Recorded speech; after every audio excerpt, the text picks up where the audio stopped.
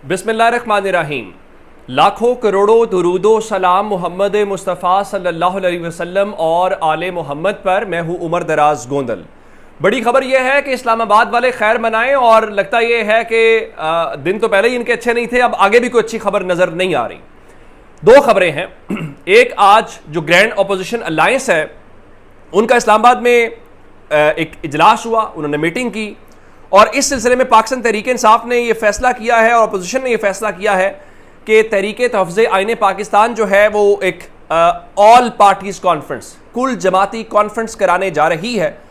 और चूंकि ये तहरीक तहफ़्ज़ुज़ आईन पाकिस्तान के प्लेटफॉर्म से होगी जिसके सरबराह महमूद खान अचकज़ई हैं, तो तमाम जो सियासी जमातें हैं उनसे इस बाबत एक राब्ता किया जाएगा।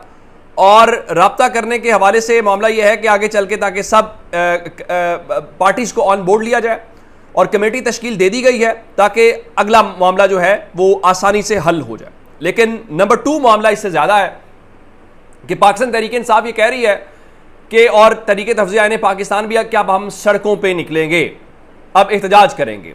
चूंकि 8 सितंबर को इस्लामाबाद में जलसे का ऐलान है, पाकिस्तान तहरीक इंसाफ कह रही है कि इंतजामिया इजाज़त देगी तो अच्छी बात है, नहीं इजाज़त देगी तो भी हम निकलेंगे। अब आप ये कहें कि हम नहीं निकलेंगे या रोकने वाली बात, तो वो नहीं हो सकता। लेकिन उसके साथ उन्होंने मुल्क गिर जलसों का ऐलान कर दिया है। उसमें आपने लाहौर वाला जलसा पहले देखा, 15 तारीख को था, फिर 15 तारीख से वो चूंकि 12 रबीउल अव्वल की वजह से वो चला गया, उनका जी हम डिले करेंगे, और 22 तारीख की उन्होंने DC को दरख्वास्त दे दी है। तो आज इस सिलसिले में जो नंबर 1 हो गया कुल जमाती कॉन्फ्रेंस, नंबर 2 जलसों का ऐलान। 8 सितंबर को इस्लामाबाद में जलसा है, और 12 सितंबर को करक के अंदर खैबर पख्तूनख्वा में जलसा किया जाएगा, और 22 सितंबर को लाहौर में जलसा किया जाएगा। यानी तीनों मुख्तलिफ जगह हैं, मुख्तलिफ सूबे हैं, ज़ाहिर इस्लामाबाद सूबा तो नहीं है, लेकिन तीनों मुख्तलिफ मकामात के ऊपर जलसा किया जाएगा। तो उसके अलावा इससे हट के आगे भी पाकिस्तान भर में जो जलसे और एहतजाज है उसका शेड्यूल तैयार करने का आज फैसला कर लिया गया है, ताकि आइंदा इस मामले में किया जाए और जल्द ऐलान हो जाएगा। तो इससे हट के जो बलूचिस्तान का मामला है वो जाहिर है कि एक बड़ा हसास और संजीदा मामला है। उस मामले के हवाले से फैसला ये किया गया है कि स्पीकर से राब्ता किया जाए और स्पीकर को इस बारे में एहसास दिलाया जाए कि भाई आप भी पाकिस्तानी हैं, मेहरबानी करें, बलूचिस्तान का मसला हसास मसला है, तवज्जो तलब मसला है। आज जिस तरह मौलाना साहब ने बड़े तवज्जो तलब किस्म की तकरीर की है, जाहिर है वो हर पाकिस्तानी के दिल की वो तकरीर है। कता नज़र इससे आप कहें कि पीछे एजेंडा क्या था जी, फलां हुआ गया जी, मौलाना साहब को जो कहा गया होगा। सही बात आपका दुश्मन भी कर रहा है तो सही बात सही है, वो जिस जगह पे जहां पे भी कर रहा है।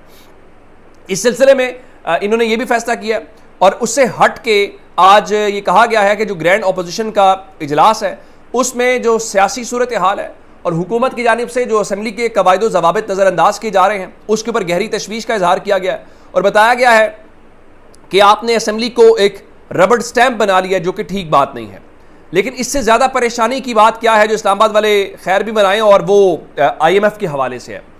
आप जानते हैं कि इस हफ्ते का जो IMF का आया था शेड्यूल, उसमें पाकिस्तान का नाम नहीं था, और पाकिस्तान का और जो IMF का स्टाफ लेवल एग्रीमेंट है वो हुए काफ़ी हफ्ते अब हो चुके हैं। अब चूंकि आगे जाके एग्जीक्यूटिव बोर्ड ने उसकी मंजूरी देनी है, जिसके बाद पाकिस्तान को $7 अरब का ये मुआहदा है। अब इस वक्त मसला ये है कि शहबाज राना साहब जो जयद रिपोर्टर हैं इकोनॉमी के ऊपर, उनका कहना यह था कि अगर तो आप सितंबर में ये अप्रूव हो गया या सितंबर में एजेंडे के ऊपर आ गया तो फिर आपसे वही बात की जाएगी, क्या रोल ओवर वाला मामला हो गया है, यानी आपने चीन से पैसे अरेंज कर लिए हैं, सऊदी अरब से कर लिए हैं, मुत्तहिदा अरब अमारात से कर लिए हैं।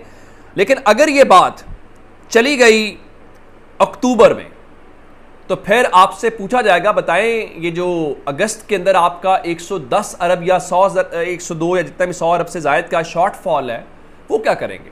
फिर हुजूर ये होगा कि आपके मुख्तलिफ जो लोग हैं वो शिकंजे में आ जाएंगे, फिर 200 अरब रुपए का मिनी बजट आएगा।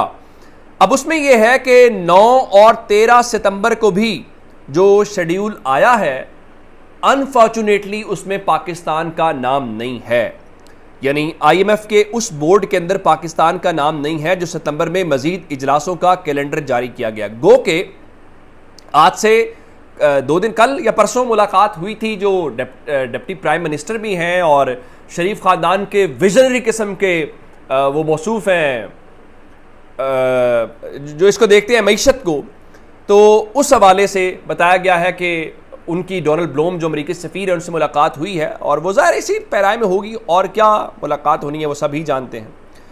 तो एक तो मामला हो गया ये, तो होपफुली अब ये मामला हो, अदरवाइज़ हालात ठीक नहीं है, लेकिन हालात ठीक हों या ना हों, पाकिस्तान में अशराफिया की जो मौजें और ये इनकी लगी हुई हैं वो लगी रहेंगी। एक खबर सिंध से आपको देता हूँ, आप अंदाज़ा कीजिएगा। एसीज होते हैं ना, असिस्टेंट कमिश्नर्स, सिंध हुकूमत ने ग्रेड 17 के जो असिस्टेंट कमिश्नर्स हैं उनके लिए डबल केबन गाड़ियां 138 खरीदनी है। 1 करोड़ रुपए की उस गाड़ी की मालियत है, और 138 गाड़ियां खरीदने के लिए 2 अरब रुपए जारी करने का हुक्म दे दिया गया। यानी आप मैं बिल दें, बिलों में टैक्सेस लगे इधर से उधर से, और माशाल्लाह से जो बाबू हैं वो 1 करोड़ रुपए की गाड़ी के ऊपर इंस्पेक्शन करने आएंगे, बताए ये देखने के लिए कि रेडी वाला फ्रूट ठीक बेच रहा है।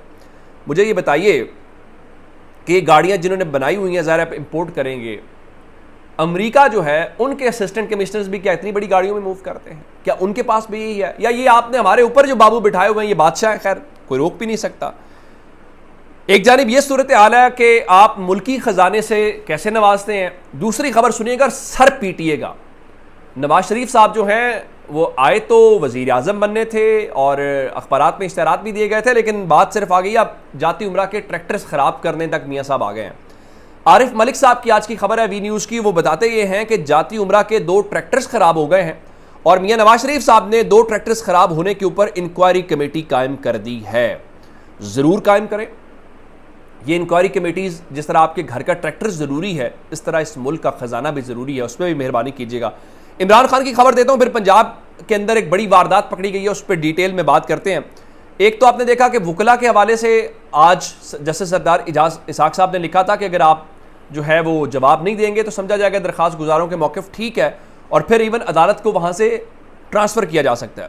अब इस सिलसिले में इमरान खान की जो वकला पार्टी रहनुमाओं से मुलाकात कराने के हवाले से तौहीन अदालत की दरख्वास्त थी, वो समाअत के लिए मुकर्रर हो गई है, और जस्टिस सरदार इजाज इसाक साहब जो हैं वो कल इसके ऊपर समाअत करेंगे। और इमरान खान का मौक़िफ़ ये है कि वो एक बड़ी सियासी जमात के सरबराह और बानी चेयरमैन है, और पार्टी को चलाने और दीगर उमूर के लिए मुलाकात और मुशावरत ज़रूरी है।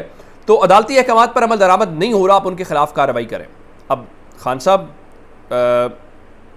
शहनशाह आदमी है, वो ये बात कर सकते हैं। मैं आपको सिर्फ सूरत हाल बताता हूँ पाकिस्तान में हो क्या रहा है। कहा जाता है जी मरीम नवाज पंजाब में मेरिट के अलावा कुछ नहीं कर रही। कभी इंसार अब्बासी साहब बात करते हैं, कभी मुनीफ फारूक जैसे गैर सरकारी तर्जुमान बात करते हैं। पंजाब में 25 यूनिवर्सिटीज़ हैं जिनके वाइस चांसलर्स नहीं हैं या इंटरिम बुनियादों के ऊपर चल रहे थे।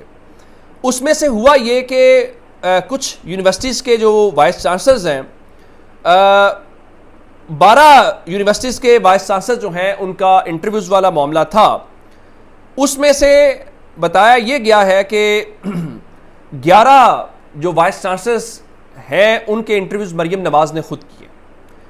अच्छा, खुद करने के बाद उनमें से मुबैना तौर पे 3 ऐसी यूनिवर्सिटीज़ हैं, ये समरी जो आई हैं उनके ऊपर कांटे लगा दिए गए। अब ये प्रोसेस ये है कि गवर्नमेंट पहले एक सर्च कमेटी बनाती है, सर्च कमेटी में अपनी तरफ से वो बड़े जयद किस्म के नाम डालते हैं, कोई लम्स से होता है, अखवत के बानी भी उसमें शामिल होते हैं। अब मुझे ना कहिएगा कौन सा मुस्लिम लीग नून का लाहौर से रहनुमा है जिसके पास विफाक में बड़ी जिम्मेदारी है, उसका समदी कहीं मुबैना तौर पे उस कमेटी में भी होता है।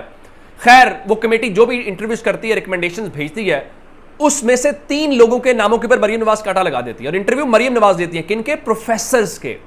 ये अलग बात है कि मरीम नवाज के अपने नंबर बेचारी के नहीं आए थे और वो गवर्नमेंट किंग एडवर्ड में एडमिशन नहीं मिल सका था, वो कहानी मैं नहीं डिस्कस कर सकता। उसमें से 3 लोगों के अगर आपने नाम जो है वो रिजेक्ट कर दिए हैं तो आपने मेरिट के ऊपर किए हैं या फिर सर्च कमेटी आपने गलत बनाई थी। भाई कोई तो मानो इस मुल्क के साथ। अगर सर्च कमेटी मेरिट के ऊपर थी तो फिर मरीम नवाज मेरिट के ऊपर नहीं करी। एक मिसाल दे देता हूं, गवर्नमेंट कॉलेज यूनिवर्सिटी में से प्रोफेसर असगर जैदी साहब पहले भी वाइस चांसलर रहे, उनका नाम नंबर 1 लिस्ट में है मेरिट के ऊपर जो सर्च कमेटी ने भेजा। उनको मुबैना तौर पे इंटरव्यू के लिए भी नहीं बुलाया गया। क्यों? जुर्म यह है कि वो जब वाइस चांसलर थे तो इमरान खान को गवर्नमेंट कॉलेज यूनिवर्सिटी में आपने मौका कैसे दिया था तकरीर करने का? तो आप तो समझे अब पंजाब में किसी पब्लिक सेक्टर यूनिवर्सिटी में आपको नहीं लगाया जा सकता। बाकी क्या मेरिट है आपको इस सारे सिनेरियो से समझ आ जाएगा। अभी समरी गई हुई है गवर्नर हाउस, क्योंकि गवर्नर साहब की खुशदामन का इंतकाल हो गया था, कल कुल है, परसों से वो आ जाएंगे तो मजीद चीज़ें आपके सामने रखेंगे। और गवर्नमेंट कॉलेज का नंबर 1 मेरिट पे होने के बावजूद असगर जैदी साहब को अपॉइंट नहीं किया जाएगा। क्या किया जाएगा? दोबारा री एडवर्टाइज किया जाएगा उस पोस्ट को। मुझे मत कहिएगा कि कोई लम्स वाले भी सर्च कमेटी में है, फिर कोई लम्स का प्रोफेसर है, उसको गवर्नमेंट कॉलेज यूनिवर्सिटी में आपने उस रेस में शामिल करना। चले इसके ऊपर बात करेंगे। अपना बहुत सारा ख्याल रखिएगा। खुदा हाफिज।